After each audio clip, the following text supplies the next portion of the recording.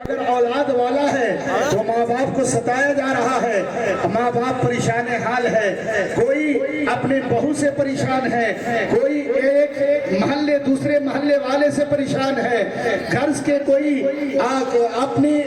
اپنے زندگی میں انسان معاشی حالت سے پریشان ہے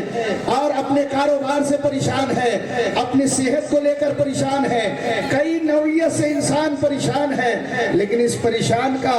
آخر حل کیا ہے؟ اس پریشان کا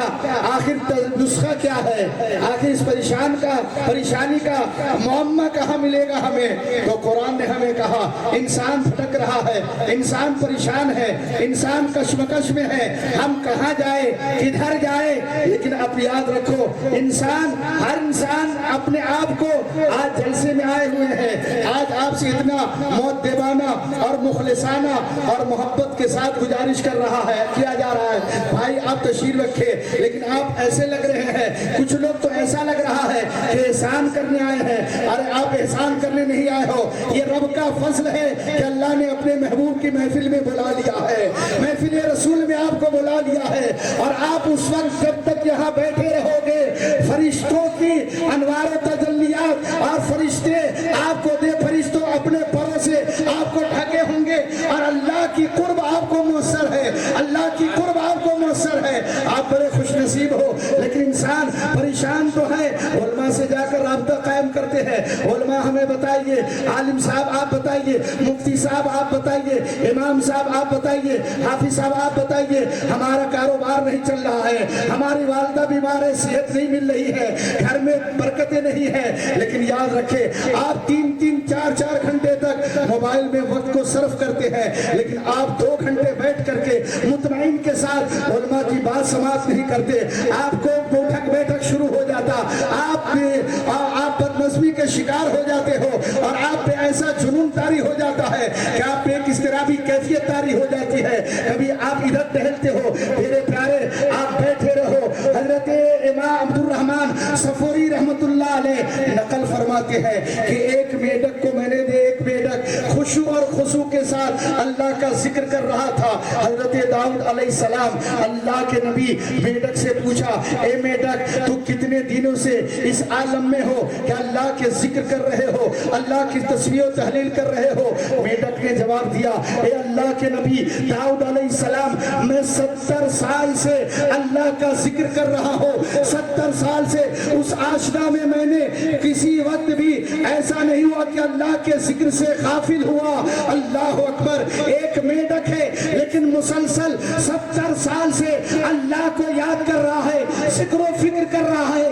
تسبیح و تحلیل کر رہا ہے، ایک ایسا لمحہ نہیں گزرا ہے جس میں ذکر نہیں کیا ہو، اللہ کو یاد نہیں کیا ہو۔ ارے ہم سے تو وہ میڈک بہتر ہے جو 70 سال تک اللہ کے ذکر میں منہمک رہا، مشغول رہا، لیکن آج ہم 5-10 منٹ مسجد میں بیٹھ کر ذکر و فکر نہیں کر سکتے ہیں، علماء کی نورانی حقانی گفتگو نہیں سن سکتے ہیں، آپ قرآن پاک کی تلاوت نہیں کر سکتے ہو، آپ قرآن پاک کو پڑھ کر کے ترجمہ پڑھنے کی کوشش نہیں کرتے ہو۔ افسوس ہے آج انسان غافل ہو گیا ہے، اللہ کے ذکر کو چھوڑ دیا ہے، اس لیے انسان پہ اضطرابی کیفیت طاری ہے، انسان پریشان حال ہے۔ ارے میں نے بزرگوں نے فرمایا کوئی شخص جب کوئی شے خب اللہ کی یاد سے غفلت کرتی ہے تو وہ شے مٹا دی جاتی ہے۔ توجہ سے سنیے، جو شے اللہ کی یاد سے غفلت کرتی ہے وہ شے مٹا دی جاتی ہے۔ بزرگان دین فرماتے ہیں درخت اس وقت کاٹے جاتے ہیں جب اللہ کے ذکر سے غافل ہو جاتے ہیں، جانور اور پرندے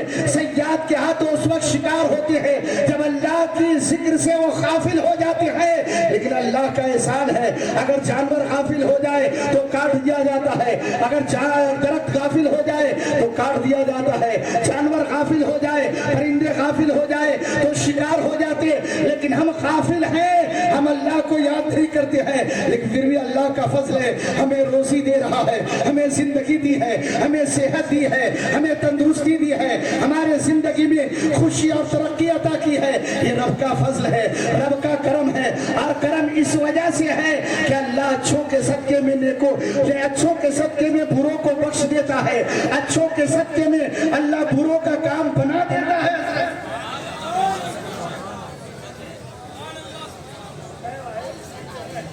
माशाल्लाह ये लोग नहीं बोल रहा माशाल्लाह से तो आप तो है हर जगह में ऐसे रहेंगे तो कैसे काम चलेगा मेरे भाई। जब छोटी छह की निस्बत उलमा किराम बैठे हुए हैं, आप जब हम लोग उलमा जब दरस निज़ामिया में पढ़ने जाते हैं, इब्तिदा में ही पढ़ाई जाती है, ये बातें पढ़ाई जाती है कि जब छोटी चीज की निस्बत बड़ी चीज से हो जाती है तो छोटी चीज भी बड़ी, आप लोग बोलिए छोटी चीज भी बड़ी हो जाती है। अरे आप जोर से बोलिए छोटी चीज भी बड़ी हो जाती है, बड़ी हो जाती है। तो आप याद रखिए जब तक हजरत वो बकर ईमान नहीं लाए थे तो पूरे मक्के वाले ही जान रहे थे कि कहाफा के बेटे हैं। जब तक हजरत उमर फारूक ईमान नहीं लाए थे तो यही जाने जाते थे कि खत्ताब के बेटे हैं। जब तक हजरत उस्मान गनी ईमान नहीं लाए थे तो इसे ही दुनिया जानते थे कि हजरत अफ़ान के बेटे हैं। हजरत अली जब तक ईमान नहीं लाए थे दुनिया यही जानती थी कि जनाब अबू तालिब के बेटे हैं।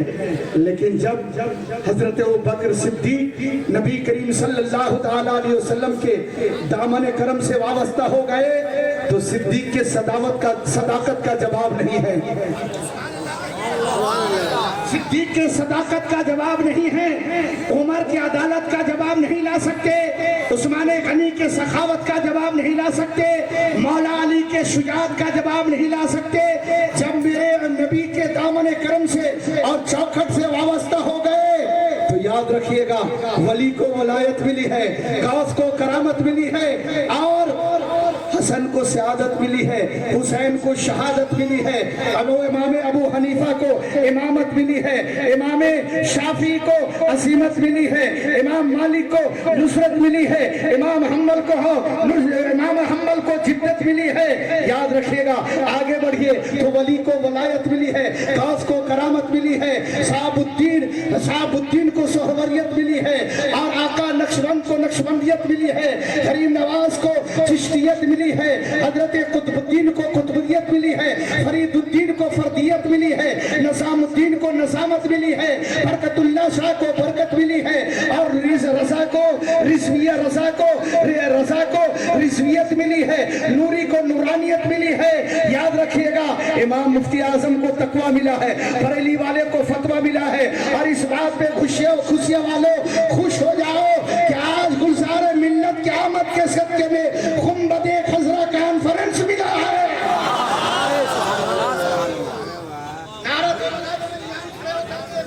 नारे तकबीर, नारे रिसालत, नारे रिसालत, नारे हैदरी, नारे हैदरी, जश्न गौसुल वरा। मेरे भाइयों 10 बजने के करीब है, अब वक्त इस बात की इजाजत नहीं दे रहा। अब्दुल वाजिद हशमती जो शायर इस्लाम आए हुए हैं यहाँ पे, अगर मेरी आवाज़ अगर वो सुन रहे हैं तो आप स्टेज पे तशरीफ लाएं। आप जनाब शायर इस्लाम अब्दुल वाजिद हशमती अगर मेरी आवाज़ को सुन रहे हैं तो आप